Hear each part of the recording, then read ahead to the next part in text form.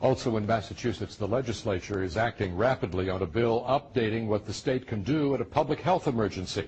That's been Beacon Hill for some time, but with the flu outbreak, it's now racing through the legislature. NECN's Josh Brugadier is at the State House in Boston tonight. Josh? RD, the state Senate passed this bill, Bill 2028 today. They did so unanimously, and it gives the governor and the health commissioner the power to act in the public's interest in case in any kind of medical emergency. Timing sped up a hearing and ultimately unanimous Senate approval of the Pandemic and Disaster Preparation and Response Bill in Massachusetts.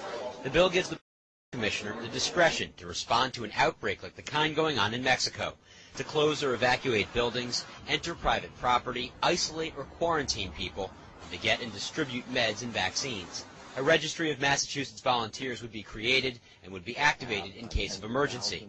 Plus, the commissioner could request personnel from other states. The bill also protects healthcare workers from liability.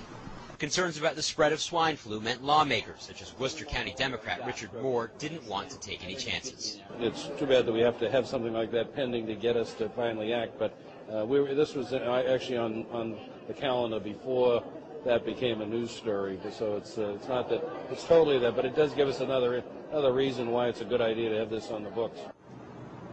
And RD, the bill has actually passed the Senate a couple times the past few years, but has never passed both the Senate and the House. The House is expected to take up the bill sometime this week.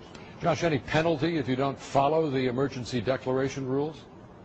It can actually get to be a pretty severe penalty, because for each day someone didn't follow a rule, for example, if somebody was asked to be quarantined and they decided not to follow that, it could be a fine of up to $1,000 per day they didn't follow, and also up to 30 days in prison. Josh Brugadier on Beacon Hill tonight.